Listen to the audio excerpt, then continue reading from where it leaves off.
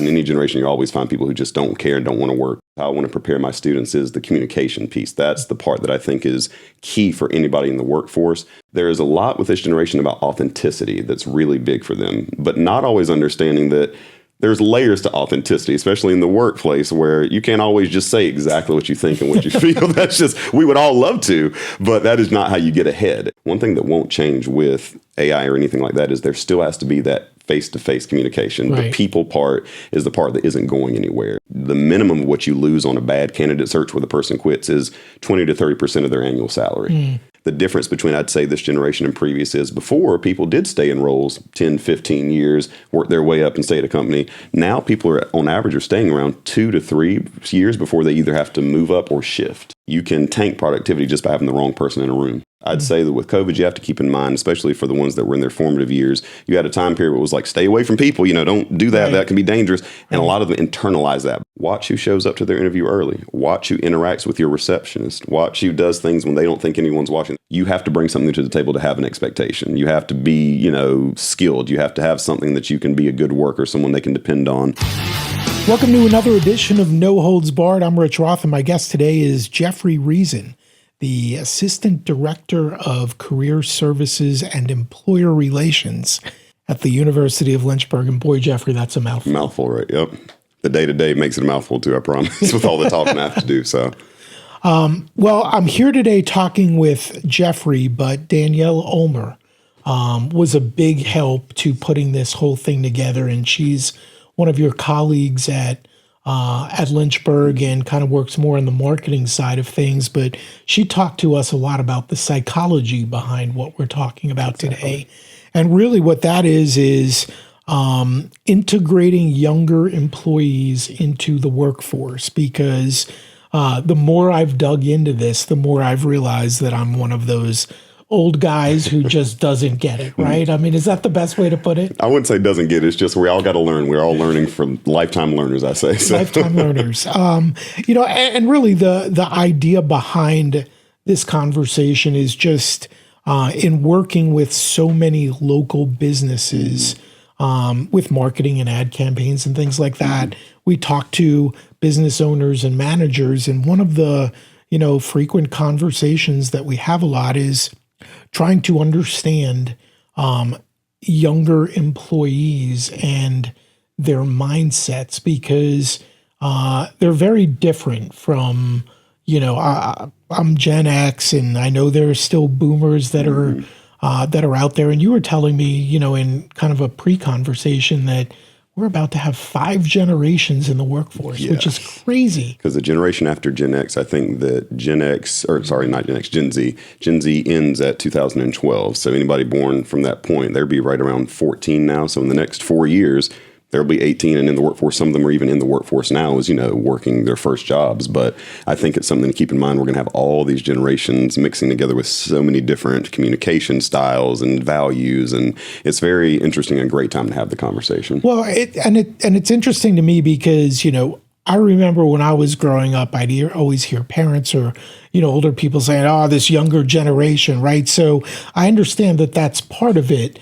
But it also feels like there really is a very, very, there have been dramatic changes in the attitudes or perceptions or whatever of younger generations. And kind of talking a little bit with Danielle, I mean, she kind of, laid out a bunch of the differences between generations, but it seems like, and I know you're going to correct me on this, but it seems like when you go from boomers to Gen X, to millennials, to Gen Z, and now whatever the next one is. Gen Alpha, maybe. Gen Alpha, okay, something like that. But it seems like the work ethic goes down, or maybe a better way to put it is the importance of working. I don't know which it is.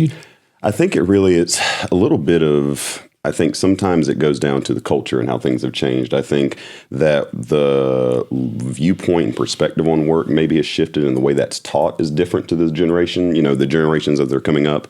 I think that a lot of things changed, especially for this, Gen Z generation after the pandemic, because that happened during their formative years. And I think that's something that we previous generations, our formative years, we still were able to kind of do the whole, let's go get our driver's license, let's go out with friends, let's develop those communication skills and the social understanding of how to interact with others.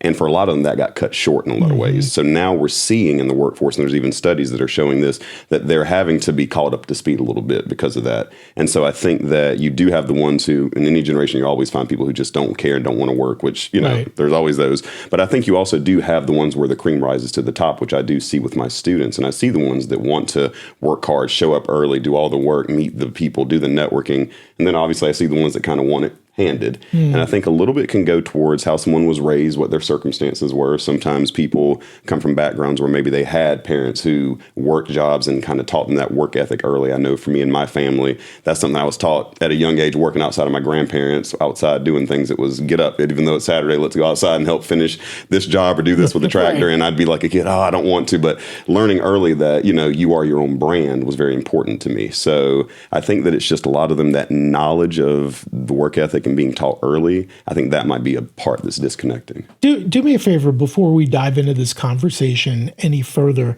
Talk a little bit about your background and your role at Lynchburg, and you know, and then we'll start talking about employers that you're talking to, what you're hearing from them, what you're telling students. Certainly. And hopefully it's something we can all kind of, you know, pick up a few tidbits from, but you're a little bit on your background. No problem. So graduated from Longwood University with a communications degree. So that's why I'm always yapping around. But I chose communications because I knew I wanted to be able to have a career path where I could do a lot of things. I wanted versatility.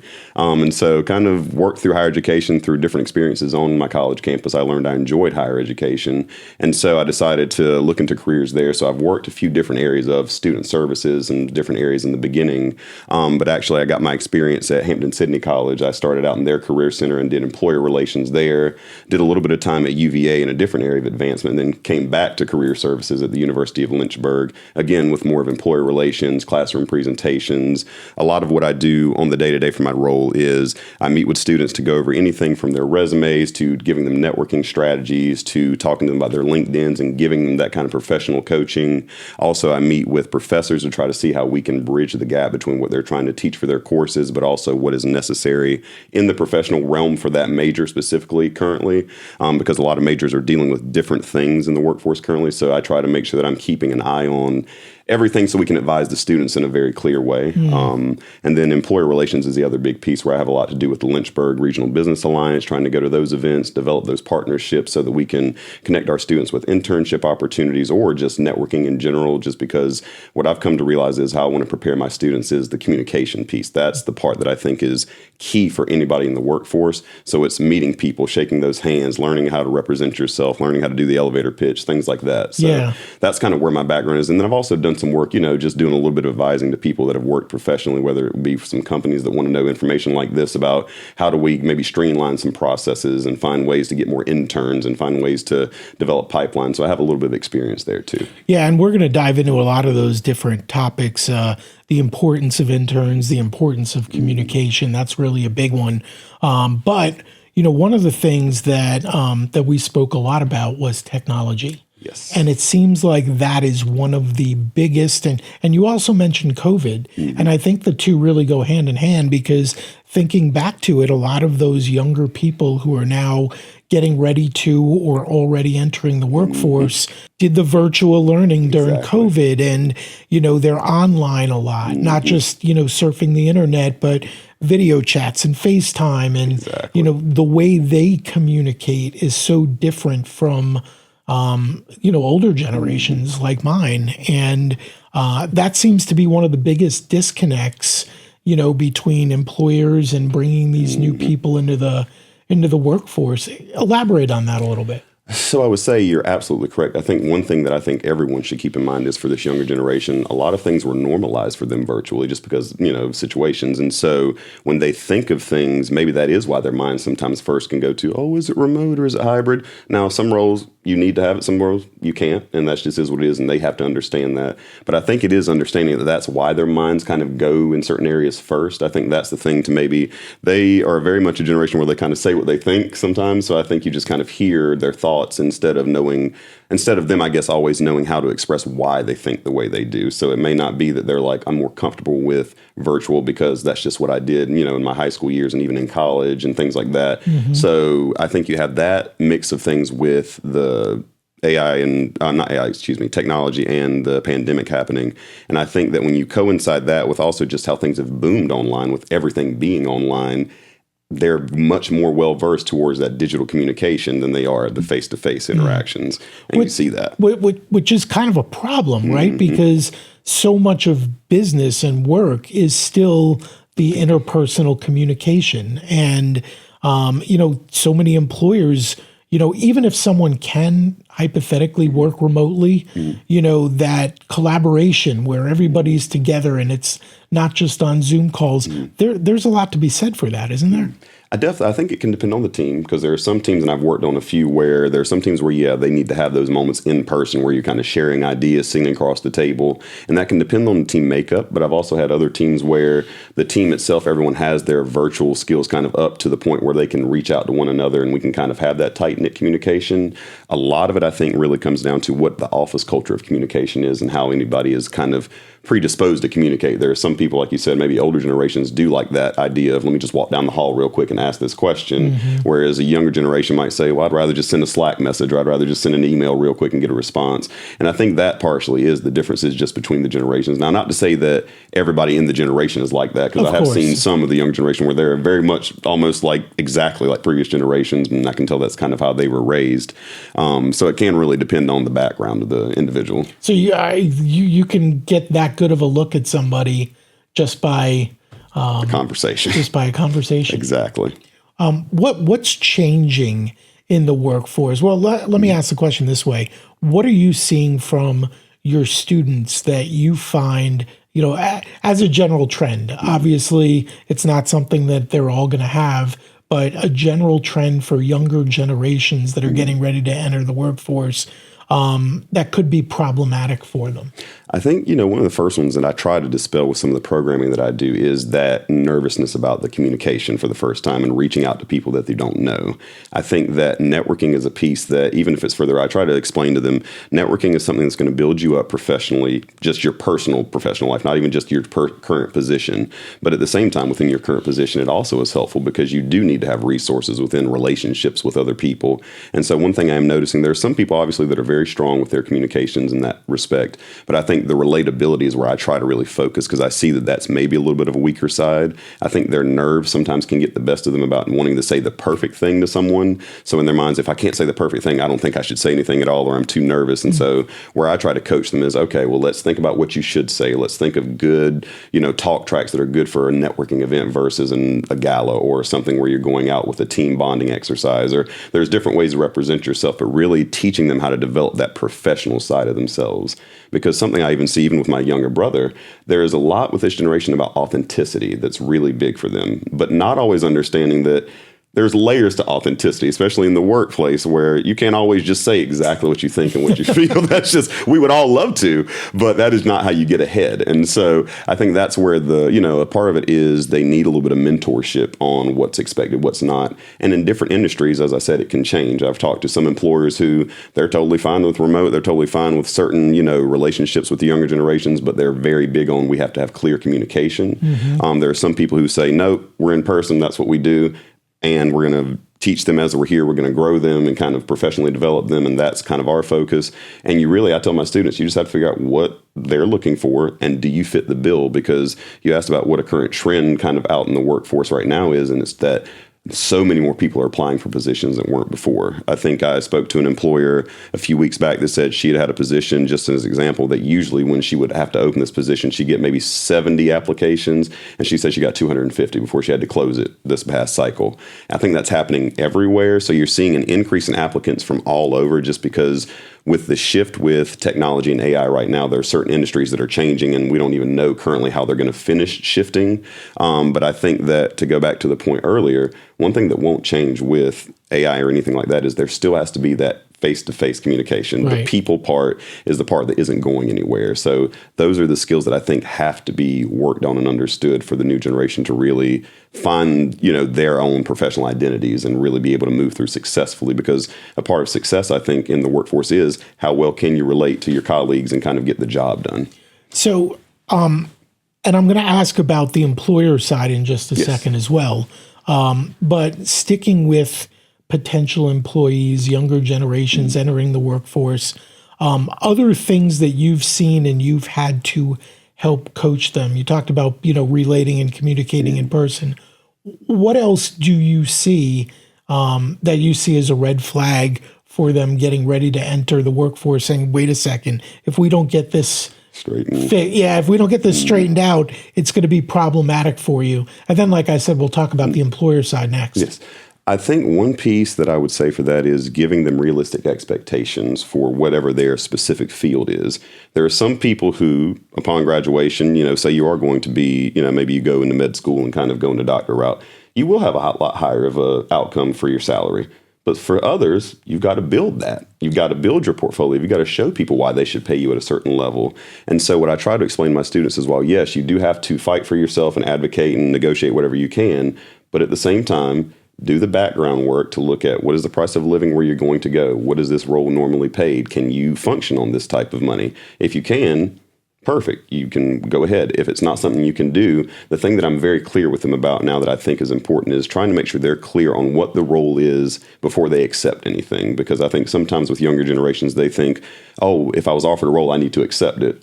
I tell them that is not necessarily the case. You have to see, are you going to fit for that team's team? And they have to see that for you as well through the process. But I was like, you don't want to waste their time or your own, in a situation where it's not going to be a good fit for you if there's something about it that doesn't work. So that might be an area. One of the other things that we talked about prior to this specific conversation was younger people coming in with an expectation that, I'm qualified to do this. I should be paid this.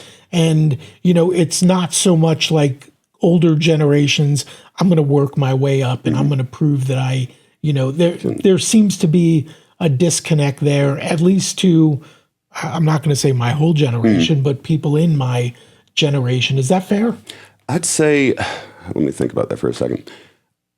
I would say for some of them, that's definitely the case. I think that the problem we come into now is there is a shrinkage of those entry-level roles where people can get in for that. And so I think that for them and their generation, what I hear a lot, and I understand, is they see a lot of roles that say you need 5 years of experience, but they're like, well, I'm just coming out of college and I don't have it. Right. So I do think that they don't always understand the routes of how to build themselves up in a certain, industry or profession. And I think that is really where I try to focus, because you have to harness their expectations there to say, for some of my students, I let them know, if you haven't done an internship, if you don't have a portfolio, if you don't have these things upon graduation, you will have a harder time launching. There are certain things that even while you're growing and, at your university, you can do to make yourself a better candidate, because in terms of the current job market, what we're seeing is people are moving in terms of employers. It's more skills based now. Do you have the ability to do the job that I need you to do? Can you get the turnaround, and will you fit with my team? Those are the big pieces that I'm seeing from employers.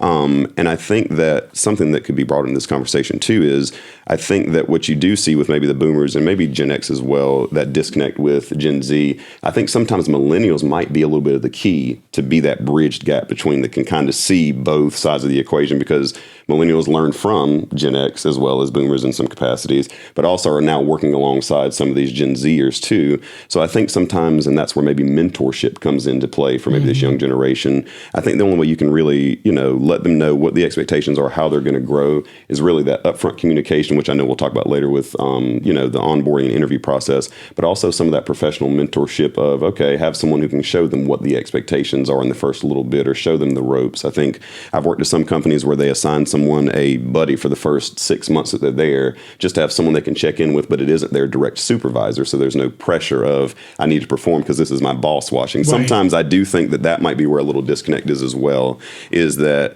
the young generations get very nervous around the authority figures because they don't want to mess up. So then they almost segregate themselves away and don't want to be around, and they seem shy. They don't want to talk. They don't want to do things. But sometimes a part of that is, I don't know what to say, so I don't want to say anything and mess it up. So I'm just going to keep to myself. There's still some that just aren't social, and that, is an issue. But I do think there are quite a few that I've run into that just don't want to mess up their opportunities. And I think currently with just how things are, I think a lot of people are trying to make sure they hold on to their roles. So I think you get people that kind of get that stuck and in transition where they don't know how to relate to people they're working with because they don't want to rock the boat one way or the other. Interesting. What about from the employer standpoint? What are you seeing that could be a challenge for employers as they're trying to, grow their company or grow their team or, meet their goals or whatever their specific, jobs and goals are. But trying to bring younger people into the workforce, be on their team, but things that just aren't gonna work. What are you seeing? So I think that one thing that they would run into is if you're not able to adapt, you will run into problems. I think what we're going to see is just as time goes on, certain generations age out of the workplace, new ones come up, and there's a lot more of them as time goes on. So I think getting ahead of it with this generation and figuring out, because what I've learned, at least the way I can say it, is they're a values-based generation.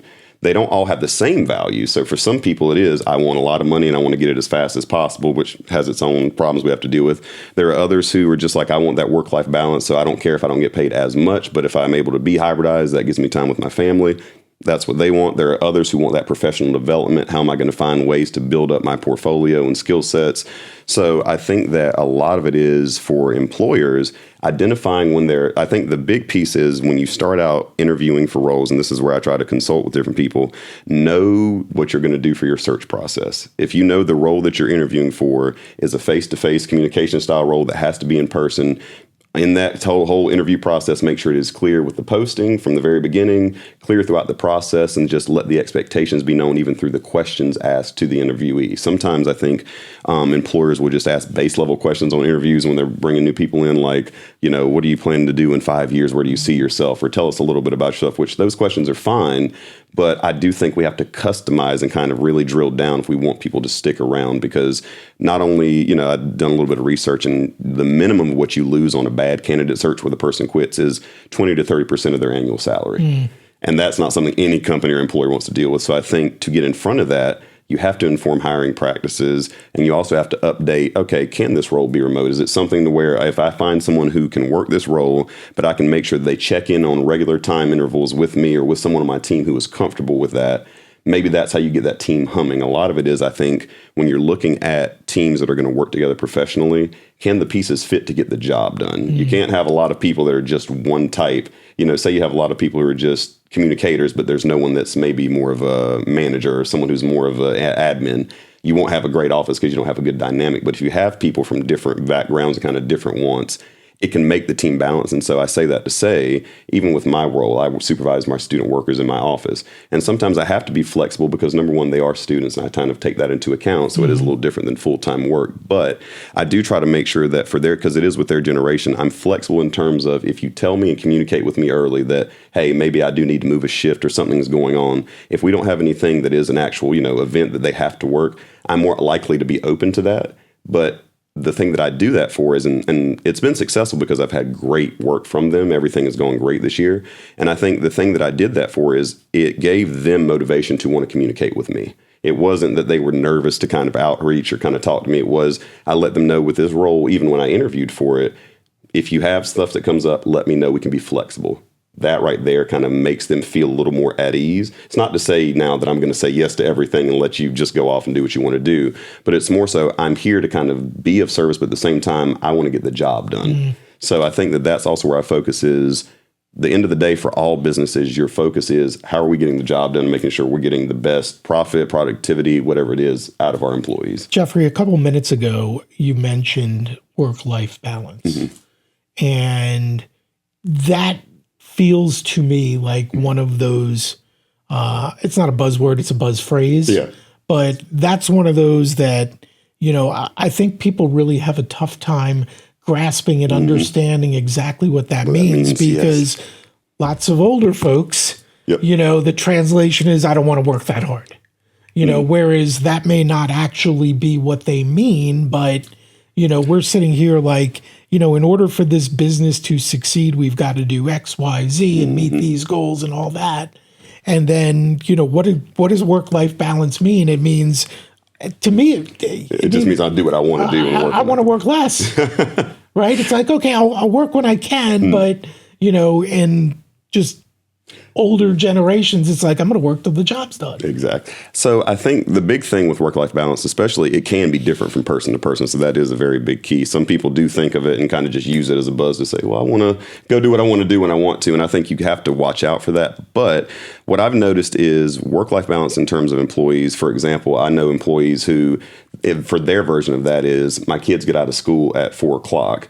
Technically I need to work till 5, but I can go and for the last hour after 5 o'clock work another hour and get that done. And sometimes I'll have supervisors that are like, okay, that's fine. As long as the work is done, that's fine. You're letting me know and communicating. That's more of what that work-life balance is, where it's not that the employee needs every day to be able to be off half the day, or they need, every day of the second week of the month off or anything like that. It's just more so that flexibility. So I think that might be a better vantage point, is just, for example, sometimes people have doctor's appointments they have to go to. Maybe they have a chronic condition that they have to deal with.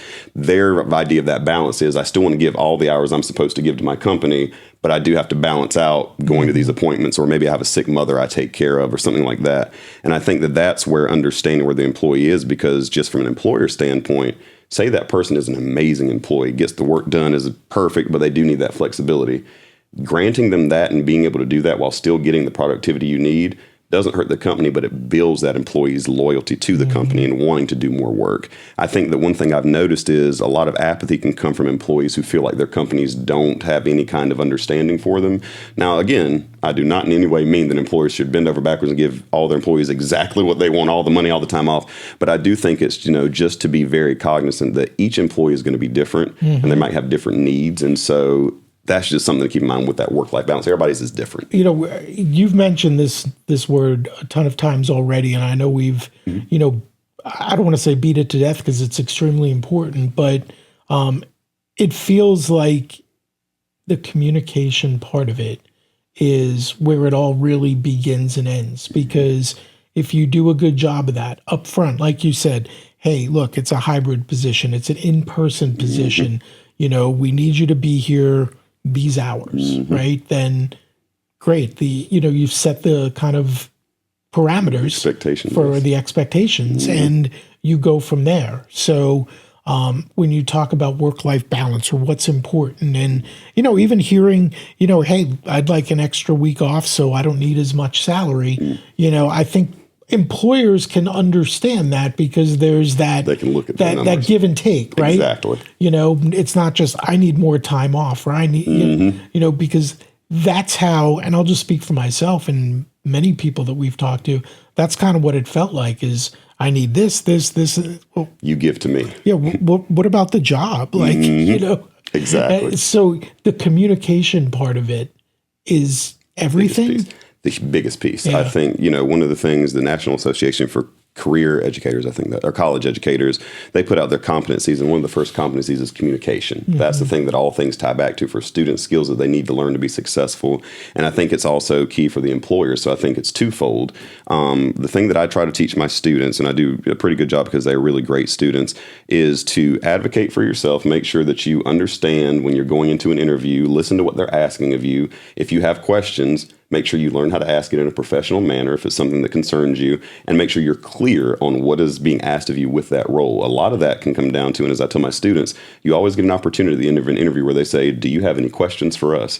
For the person who's interviewing, that is where the onus is to ask those questions to know, okay, what are the expectations for me in the first 90 days? Or what is this role? What does a successful candidate look like in this role?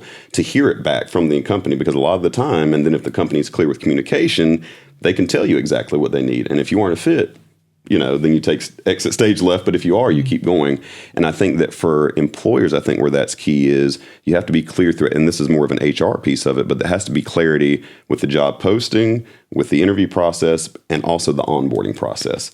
The onboarding process is the other piece that I think a lot of employers don't always think about. Some do, but I think that onboarding gets an employee who's coming in, you get to teach them what are the expectations. What do people do? Do we stay past 5 because sometimes projects run long? Do we show up and have to work some weekend dates and that's part of the job? Little things like that I think have to be made clear through the whole process so that no candidate can say, oh, I didn't know that. No, we explained it, put it in writing, you've seen it before. And I think even that by itself probably could help cut out a lot of bad searches for people. Yeah, I mean, it seems like there's, again, speaking, and I'll just speak personally about our company and what we've seen with different people that we've interviewed. But I mean, I think I think you're right on target with that, because I think there's just sort of an expectation from the older generation that, hey, look, yeah, there may be days where you have to work past 5, or there may be weekends where you have to work, but yeah, we'll figure that part of it out. Comp time. I mean, Exactly. however, but I think that we don't communicate that as well, because we just think it's Because it's common understood, knowledge, yes. right? Exactly. I think that right there, and that's where the communication comes in. There are things that I think maybe that younger generation, they get unnerved by because they don't know the process, whereas the older generation's like, why are you bothered by this? Because they know the process. They're like, this isn't a big deal. Or we can, like you said, We'll- comp time. We we'll can figure figure things it out, yeah. That's the things that I think they need to be almost over communicated with. They need to be told this is what, along with the expectations, you over communicate what the job is and how they can do it. And I think that element is probably what's best. And I think you do get some people who try to do the micromanage approach. But again, certain employees, there's another piece of it that comes down to supervisory style. When you're interviewing for a candidate, you got to look at who is the supervisor for this role, because that person's already in their job. Are they going to respond to someone that's more virtual, more tech savvy, more young, or are they going to respond to someone who's more, I want to be in person, I'm a go-getter? You kind of look at that and see what type of team they can manage. So I think that's where that HR piece, it's really an all-encompassing look, and, really seeing how can we inform the questions for this position as we're interviewing to kind of cut some people out, because you kind of almost have to look back at the pitfalls. What were some issues with the previous person in the position? Anytime I think a company hires for a role, if it's something they've had someone fill before, do a little bit of a post-mortem and see what do we need to change. Is there any bullet points on the job duties and descriptions that we need to move? Or maybe the last person didn't want to do events on the weekends because we didn't put it in their job title. Well, now we'll put it in there. That's kind of where I would say the communication, even with that job posting, is clear, because this young generation, they just want it spelled out. And I think that, it's... Yeah, we're used to the plus other responsibilities. Ad hoc as is necessary. assigned. Yep, exactly. And I think that's where the world is shifting for them. And that, I think as they come into more power, as they age, they are going to be able to shift the market in certain ways by accepting things and being candidates that can say, hey, because a lot of them now already are able to say, no, I don't think I want to do that because that doesn't fit what I'm interested in terms of maybe remote life or work-life balance, or in terms of professional development, finances, things like that. There are a lot of different areas where I've seen that people really are interested in focusing in with their professional lives. And it really is, what is that candidate focused on? What are they looking for? Do they have a growth mindset? Are they someone that's going to try to shoot up the ladder, or do they want to move up and move to different companies within the next year? Because another thing to keep in mind is currently the difference between, I'd say, this generation and previous is before people did stay in roles 10, 15 years, work their way up and stay at a company. Now people are on average are staying around 2 to 3 years before they either have to move up or shift. It's interesting that you say that, because one of the statistics that I found kind of looking into this a little bit more was looking at millennials versus Gen X. And I think the statistic, if I'm remembering it correctly, was millennials, college-educated millennials, are staying at their jobs longer than Gen Xers did at the same age, which, and I know that one of the big questions or, thoughts that older generations have is, these younger kids have no loyalty. But if in fact they are staying longer, that's something that it's not daunting on us. It doesn't feel like it. And that's the hard part, because we only feel what we see. Sometimes we are our environment, so we kind of can only go off of that. But I think that right there, for those who are staying in those roles, I can almost bet you those are companies who learned, okay, how do I balance these benefits that I want to give them with also getting my productivity to get the best employee? Because when you think about it, I think in previous generations, the idea was, oh, you should be happy you got this job and have this opportunity to prove yourself and to do things. And I think now we're moving into, for better or worse, more of okay, this is a role that I can either take and make my career and kind of build myself, or I can just sit here and work the job until I get tired of it. Sometimes their mindsets have changed on what work is. And so I think it's really, again, that communication, but also the understanding, and really just making sure that when you do that interview process, make sure you're pulling in someone. What I hear from employers consistently is we hire people we want to work with. I have to advise my students, that's where that personability and communication. If someone doesn't feel like they can communicate with you, if someone doesn't feel like you're a good fit for their team, it doesn't matter if you're the most skilled candidate on their list, they will cut you now. So it's really looking at the right fit and finding goodness of fit. And you were telling me about the airplane tests. Yes. So I've heard this analogy from an employer before, and I've always kept it in my head. But I kind of asked him, I said, okay, so when you're thinking about candidates, what is helpful? What should someone keep in mind when they're wanting to work for you? How do you kind of judge that?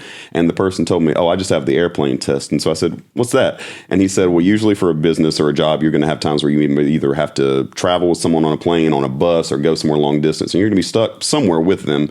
And for him, it was a question, would I want to be stuck on an airplane with this person for X amount of hours, say it's a 6-hour trip? And if the answer is no, he was like, then I'd just say no. And a part of that, whether that's the right or wrong way, it's just that's the team chemistry, that's the communication. So that's where candidates have to come in and understand, I have to give my best self, present what I can do for this team, and really give a good tour de France of like all my skills. Because there is so much more to it than just doing the job. Exactly. Right? Unless...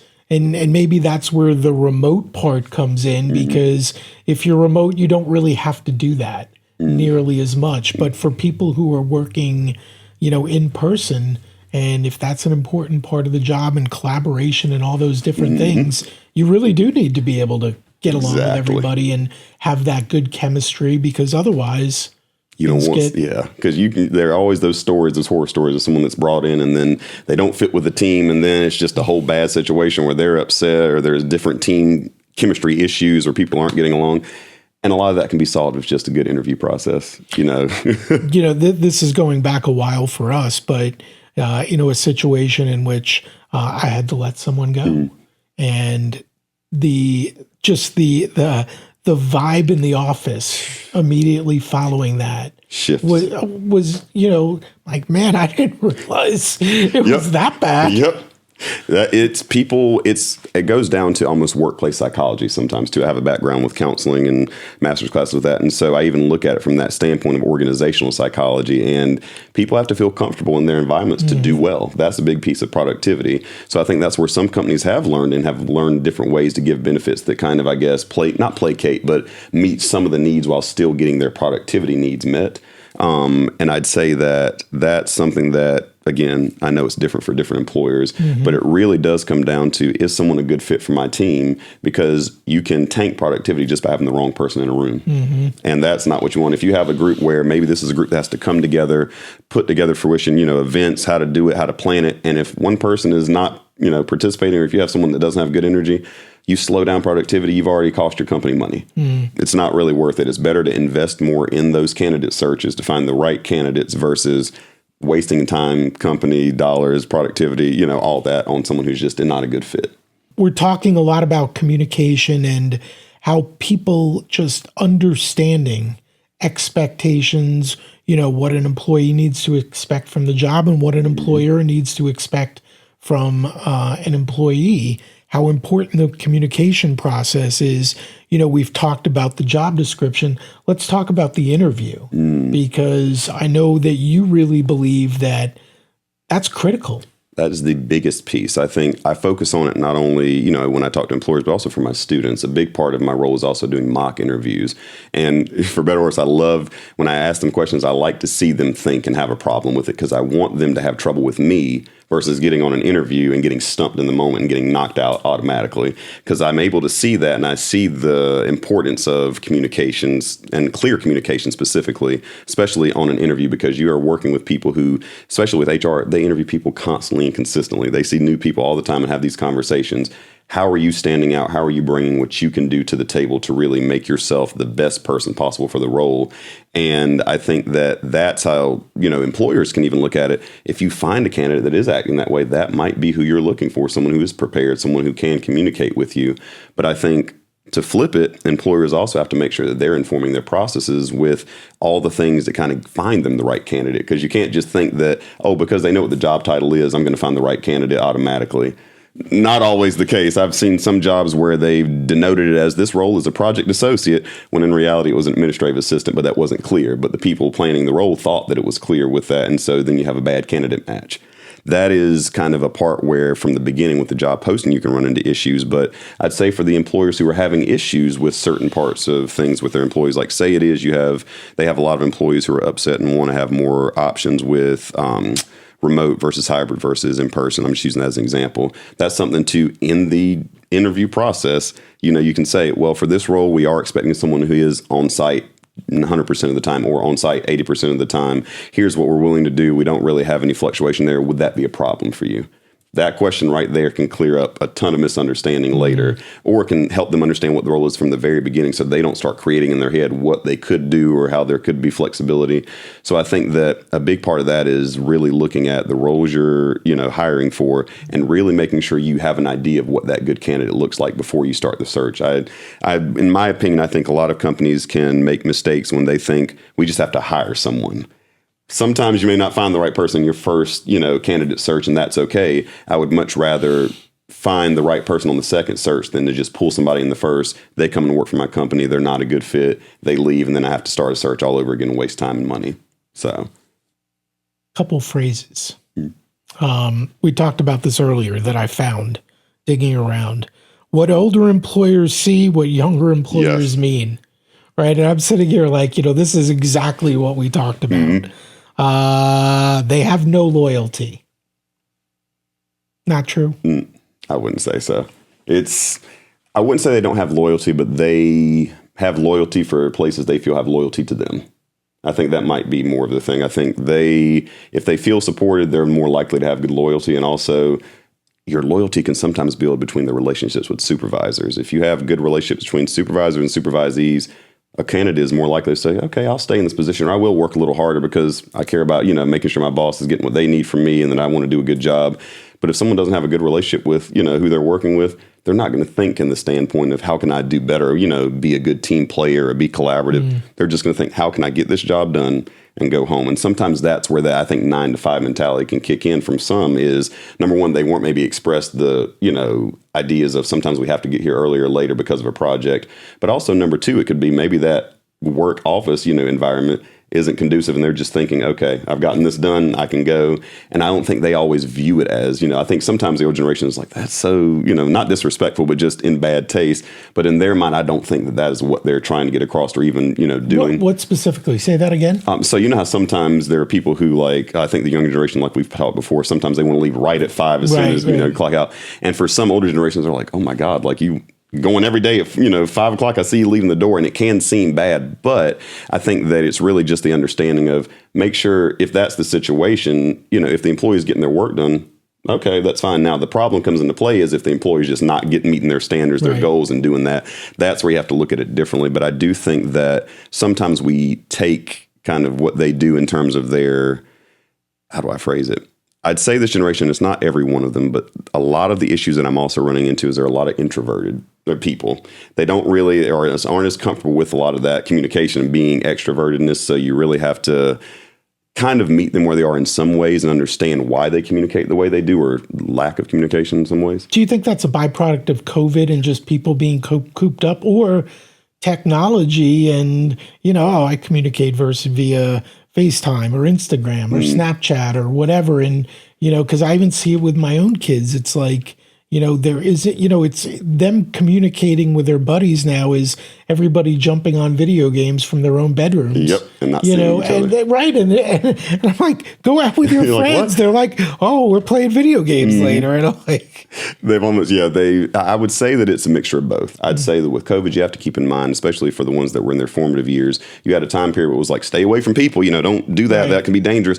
And a lot of them internalize that by accident, not because they, view people badly or because they're, sad or, upset, but just because they were taught it's dangerous. So when you teach a child or a young person something, a lot of that can stay within their minds. I'm sure someone who's well-versed in psychology could probably explain it much better than me, but I think that that's a piece to keep in mind, is that part was huge for them because at that point, there was times where we didn't know what was going to happen, life and death, things like that. So they really, I think, took on a lot of anxiety from that time frame. So I think you have that part of it.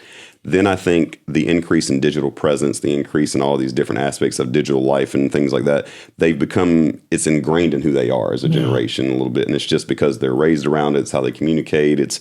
Everything's digital now, even the way you pay for things, go out into public, something's an online component. So I think they are just more well-versed to that. And I think maybe where employers can kind of adjust is, well, there are a lot of businesses who need someone that's tech savvy and understands how to get things done very quick. I've had people who, even my student workers, where I've had things where I'm like, I don't even know how I would go about this project. And they're like, oh, you just do X, Y, and Z, and they can explain it and get it done for me in 30 minutes. I'm like, What? So you do see the burst of their talent. It's just, I think that it more so comes into play of how to utilize their skill sets and really see what their skill sets are before you hire someone. Okay. Another one, what older employers see. These young kids are so entitled. True? False?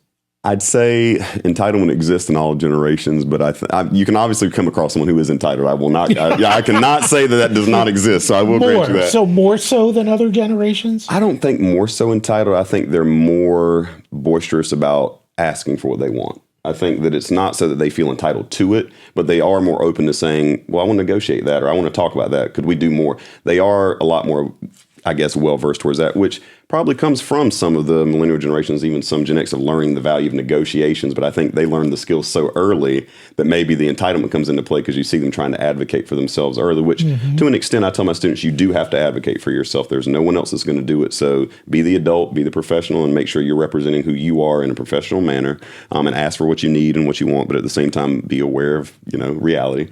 So I would definitely say that for some, entitlement can exist, but I think it's just more so they're very clear on their values and goals.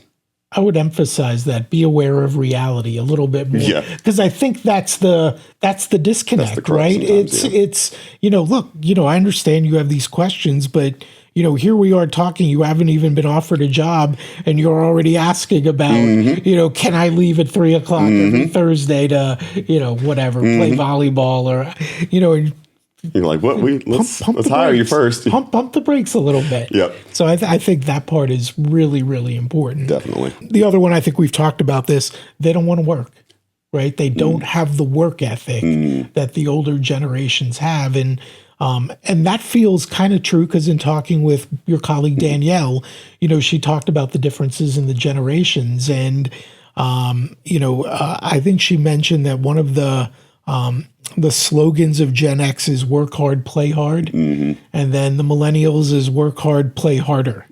And I'm sitting there going, okay, that's work not as hard.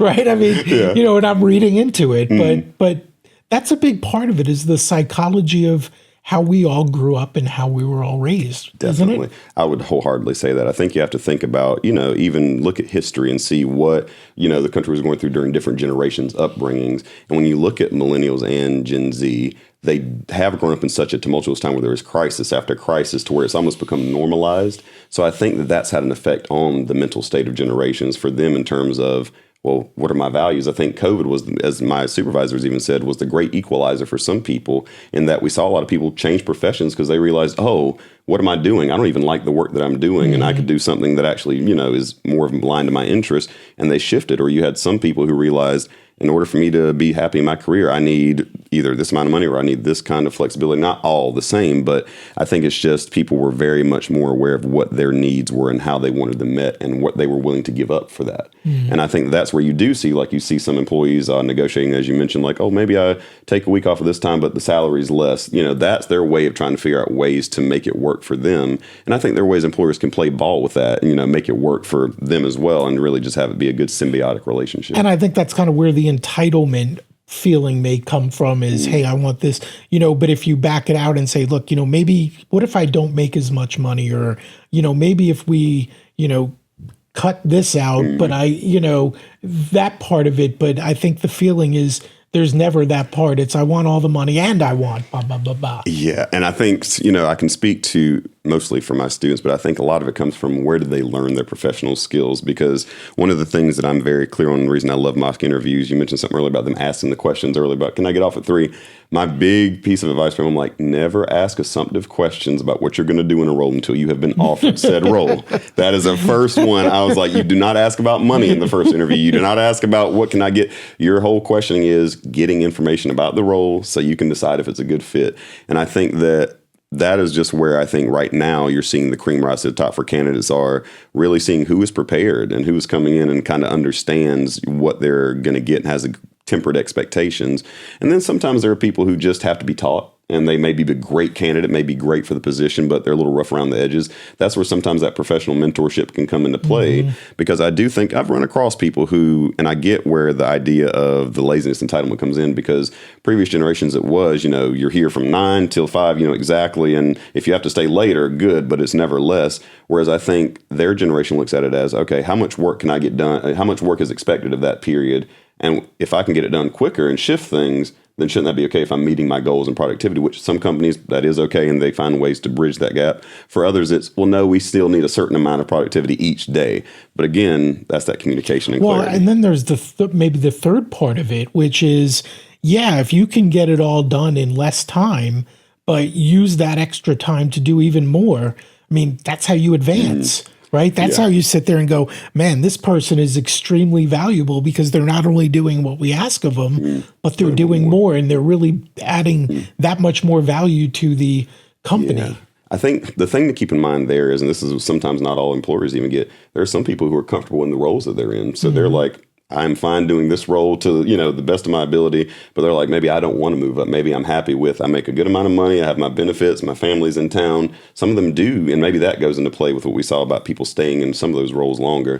I think if people find an area they're comfortable in, they're more than willing to sit. And then you have your go-getters who want to move up and want to put that work in. And I think that's where it's really, if for a certain role, for example, sales, if you have a sales rep role, you need a go-getter. You need somebody who's willing to go, come after it, show up and work. So that's where you look in the interview and see who's willing to show up early, that goes back to even that conversation for employers. Watch who shows up to their interview early. Watch who interacts with your receptionist. Watch who does things when they don't think anyone's watching. There's little things that you can see about a candidate, even when they're not, preparing themselves to show their best self, that you can ascertain little things about their character. You obviously have to be careful. You don't want to, just judge something based on what you think you see, but there's a lot of things you can look at to really see if someone is a good fit for the company. And I think that's where that focus is. I think that's a great point, and I think that's hard to do, right? It's hard to kind of be on top and be watching people when they're not actually on in the interview.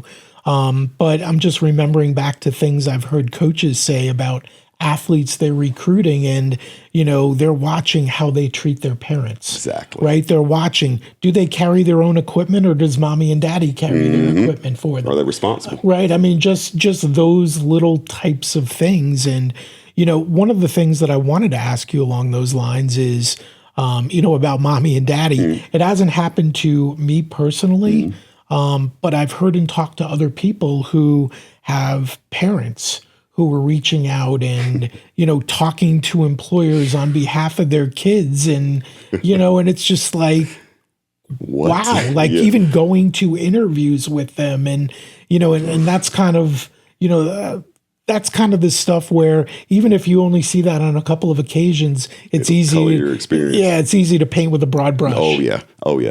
I would say one thing for any parents that might be listening: don't do that. That's a big piece of advice. Don't do that, because what I advise my students on is, as I said before, you're your own advocate. There is no one else, even me as their career advisor. I cannot go in a room with them, sit with them and say, make sure you answer this question this way. Make sure that is all the onus gets put on them. All of what my job is to prepare them to be their own adults. And I think parents have to look at it the same way. Preparing your child for professional life is different than preparing them for just regular life and real life. You can maybe be more of a helicopter if you're trying to teach your kid good values of how to live. But in terms of what they need to do professionally, how they need to show up and be responsible for themselves, they have to do that part for themselves, because they're not going to develop who they are if they don't get the chance to do things by themselves and for themselves. And any company, I will say, for anybody listening, any company that sees that is going to say X. As soon as that walks in, it doesn't matter how strong your interview is. If even for me, as I've done hiring before, if I'm not talking to you, I should not be talking to anyone else. We're all adults. That unless I'm working at a place where I'm, maybe employing and shifting people who might be 16 or 17, that's the only time where that maybe comes into play of having to talk to a parent. But by and large, even in that process, I recommend, even my little cousin who was around that age, I'm like, no, go in there, ask for an application, talk to people, show who you are, show your skills, because they're not hiring your mom. They're not hiring your dad. They're going to hire you. Right. And as an employer, when you see mom and dad being involved in the very beginning, what do you know? That's just going to continue. Yeah, because then it tells Little you. Johnny had a bad day, and next thing you know, mom's calling, and so-and-so said that. Don't need it. Nope. don't need it. It's one of those that I think, again, I haven't ever really seen it now. It's one of those where I make sure to tell my students that is not good practice. But I really just think the onus for any individual that wants to apply for roles, you have to be your greatest advocate. You're the person that has to look and see, okay, have I applied for this position? Let me go on LinkedIn and look and see this company. Who do I need to maybe connect with? What can I learn background-wise? All that onus is on the candidate. Who you bring to the interview is who they're going to decide if they want to hire. So I think sometimes candidates don't always recognize that something that they don't even view as a problem could be the thing that cost them a job somewhere. And someone else interceding, whether it's a parent, whether it's anybody, no one should be interceding on someone else's behalf for a position. Jeffrey, this is obviously a conversation and a topic that could go on for hours. Oh, yeah. And an extremely important one, because from a business owner or manager or whatever standpoint, it's important to get people in who are going to be a good fit for your company and going to be able to do the work and help you advance and reach the goals you need to hit. From an employee standpoint, it's important because you want to go to a situation that's a good fit and you know what to expect and it's going to fit all your criteria. So in the last minute or two that we've got, first talk to employers and what they can do to better, maybe better prepare themselves isn't the right way to say it, but let's use it to better prepare themselves to help younger people enter their workforce. So a few points that I would make for employers. First thing would be inform all of your hiring practices with trying to find the best candidate in mind. Don't try to make it so generic that anybody can run this hiring, committee and we can just do the same questions and we can just kind of hire and pull people in. You need specialized, specific questions. If you know that a role is going to require extra time, if they're going to have to work overtime, put some questions in that interview to say, well, this is a usual expectation of this position. How do you feel about that? Little stuff like that can kind of cut through jargon that you might not have figured out until maybe round 2 or 3. And could have cut out maybe someone who would have been a potential fit that would have been great for your company. So I'd say that part is a big piece, is really investing in your HRs. And I'm always, chatting with different companies about that. So that's something I can do for any employer. But I would say the next piece for employers I would advise is being open to adaptability and flexibility if the company allows it. I'm not saying that someone needs to just decide, yes, we'll let the employee have whatever they want, whatever benefits they're looking for. Not that, but for example, right now, one of the biggest, trending things is just the work location. So it comes down to me is if you want somebody that might be good for the job and it's one of those where you can keep track of the position and the productivity of it, okay, maybe we make this role hybrid. Maybe we still have them come in 2 days a week so we can have those team moments, but maybe they get those 3 or 2 days a week or 1 day a week, whatever your company allows, to get their work done while they're still being monitored. Now, we saw a lot of the hybrid stuff and the remote stuff because of COVID, right? That kind of started the whole ball rolling. And I think what we've seen since then is the employees love it because of the flexibility, but we're now seeing employers bring people back because there wasn't the same productivity. And again, that's where measuring and making sure that the clear goal markers are there, because I think that I've worked on different teams where when I worked, for example, with UVA, they had a lot of great remote teams who really came together, always knew how to show up for meetings, a lot of their work was with donors and meeting with other people, so a lot of it was already virtual, but it was a very well-oiled machine because that's the type of work they were, expecting to do, and they kind of streamlined and centralized some of those offices around that. There are other offices where that's just not possible. For example, when you work on a university campus, there are times where you have to be there in person. I can't virtual a class presentation. Sometimes I can virtual career counseling, but by and large, I love to see my students face to face. That's a part that I've realized about my role, that is what comes with it. But there is options for some areas of hybridization where there's some days because of employee relations or days like today where I'm out and about, I'm not in the office, but that's okay because, number one, that fits more the style of what I need for this position. But I also have a supervisor who knows how to check and make sure things are getting done. As my boss has told me, she was like, I would know if the work's not getting done. And I think that that's the other piece for employers. If you're hiring the new generation, you want to make sure you're getting them integrated effectively. Make sure they have the right supervisors and managers. They probably should not be supervised by somebody who is very stringent you should be exactly like my generation. I will not be any means of understanding. Now, sometimes that's just going to happen because companies have different types of, setups. But I think by and large, try to set yourself up for success by putting together supervisors or mentors or people for this next generation so that they're prepared as they're coming in, so that they have someone that kind of can take them under the wing to say, this is what you should be looking at. This is this expectation. Sometimes it's just as easy as just setting up the clear expectations from the interview process to the onboarding of what the role is. And sometimes that sets you up to get an employee to stay for a long period of time versus a failed search. And now, Jeffrey, talk to the younger generation entering the workforce, trying to get integrated. Mm-hmm. What can they do? Big thing I'm going to say for the younger generation is make sure that you are giving yourself every opportunity. I think that sometimes, and it's not about taking the easy way out, but sometimes the vantage point of the ways that you can prepare yourself isn't always known in terms of some students. When, I have some of my students who they don't see me till senior year and they haven't really done any work with internships or maybe clubs and orgs. And I'm like, oh, we have to work with you and really kind of sharpen you up to try to get you to a good place. And we still do sometimes. But then also I have other students who, since sophomore year, freshman year, they've been finding opportunity. They've been applying themselves. They've come to the Career Center. They've made the appointments, set up the LinkedIn accounts, tried the networking. Those are my ones that really launch very far. So if anything, my biggest advice for the next generation is be prepared and make sure you know how to represent yourself effectively. Bring your best self to those interviews because that's your shot. That's kind of your way to get in the door. And just make sure that if it's a role that is your dream, be very realistic, about the timelines of salaries or just what is expected, because you can't go into an industry and think, well, this industry, for example, maybe this industry is usually all done in person, but I want to change it. No, that's a false expectation. We can't do that. And so I think it's just more so be aware of your expectations, but also if you have expectations, you have to bring something to the table to have an expectation. You have to be, skilled. You have to have something that you can be a good worker, someone they can depend on. Find those different means of those soft skills. That's my biggest advice, because by and large, employers have told me, if you've been brought in for the interview, that means we know you're qualified.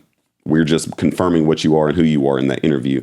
The interview is the biggest piece where you really can either make or break your case for a role. And since there's so many more people applying for roles now, you can't go in there not prepared. You can't go in there not, dressed your best. You can't go in there not presenting all your skills and being able to answer questions effectively.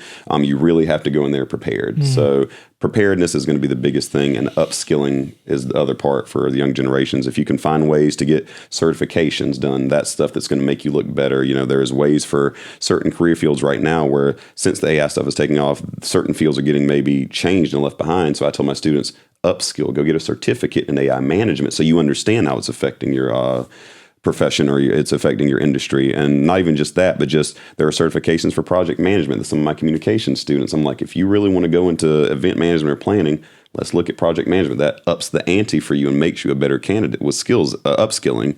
So that would be a little of the things that I already tell my students that I would definitely tell the young generation is that part of it. But also, as we're talking about sometimes the miscommunications between generations, what I would say to the younger generation is be aware that that's how, you can be perceived, so that you can over communicate to make sure that's not how you're looked at. Yeah. We hear these things like we're mentioning. Find new ways to articulate what you're trying to say, because sometimes for them, I think it's not even what you're saying, is how you're saying it. And if you say something differently to someone, there's a difference in me saying, hey, I want to talk to you about me being upset about not getting enough days off this year, is different than, could we sit down and talk later about the benefits package that we have and maybe just to see where I sit and if there's any room for growth. Two totally different ways of chatting, but it denotes a different attitude. So I think I would also tell them, just be cognizant of your attitudes, because that is read and felt, and you've got to present your best self as best you can. Jeffrey, good stuff. Like I said, I know we could probably talk for another couple hours on this, but I think it's a great conversation to have because of where we're at. The technology thing, the COVID thing, is really, drastically impacted generations in a different way.